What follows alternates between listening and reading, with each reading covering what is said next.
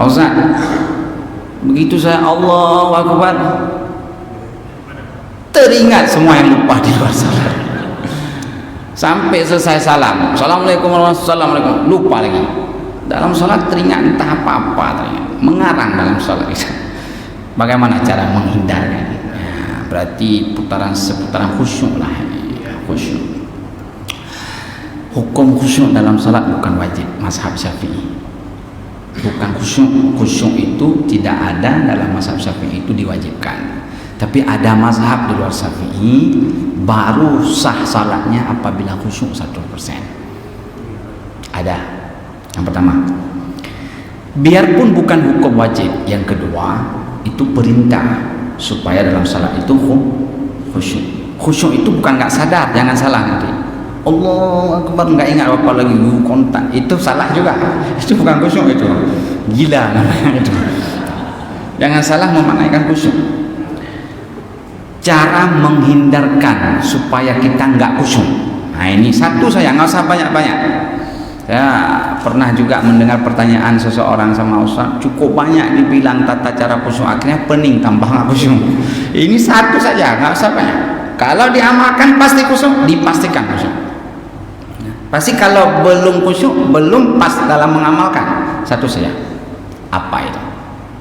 Ketika Bapak Ibu baca, kan tak sunyi kan sholat kita daripada bacaan. Sholat kita tak sunyi daripada bacaan, baik bacaan wajib atau bacaan sunat.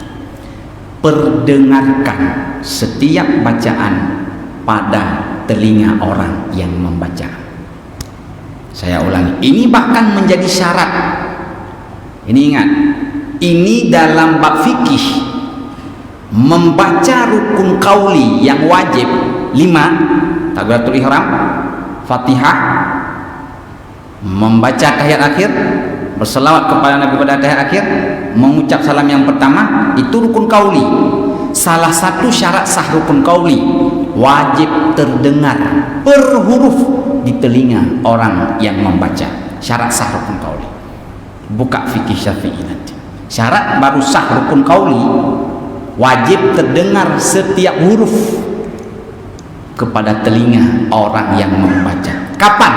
Ketika tidak ada yang menghalangi sampai suara orang yang membaca kepada telinga. Ketika sunyi.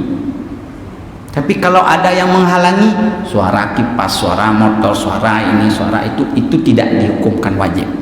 Ini ingat dulu.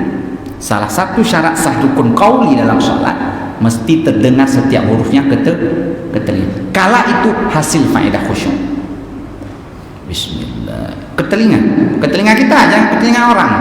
Kalau salat berjamaah terdengar ke telinga orang makruh. Beda dengan imam. Jangan salah. Ke telinga kita, perkirakan. Karena tingkatan suara manusia kan 3 tingkatan. Sir, rafa, jahat. Sir makna sir kita ucap terdengar oleh telinga sendiri, itu sir. Per huruf. Coba praktekkan itu saja. Perdengarkan setiap bacaan kita dalam sholat ke telinga. Khusyuk. Nggak sempat mikir yang lain. Inilah Sayyidina Ali kan. Ali karamallahu wajhah, sahabat Nabi, menantu Nabi. Siapa lagi? Sahabat Nabi. Ketika diperintahkan untuk mencopot panah yang tertancap di tubuhnya dalam sholat, Ali terkena panah ketika perang. Hai sahabatku, kau copot anak panah ketika aku berada dalam sholat. Sholat Ali dicopot dalam sholat, tak terasa. Begitu tingkat khusyuk Sayyidina Ali sholat, nggak terasa dicopot anak panah. Tapi yang ditanya, Pak Ustaz ada darah, mana sah sholat? Nanti lain bab dulu itu. Tapi sekusyuk-kusyuk salat Ali dulu suatu ketika pernah diuji coba oleh Nabi. Barang siapa, hai kalian sahabatku, khusyuk dalam salat 100%, 2 rakaat saja. Nabi menjanjikan memberi burdah. Burdah Nabi ada 2 warnanya, ada satu warna hijau, ada satu warna merah. Ali yang tak tangan, karena dikenal sahabat itu yang khusus salat Ali salat 2 rakaat. Rakaat pertama aman.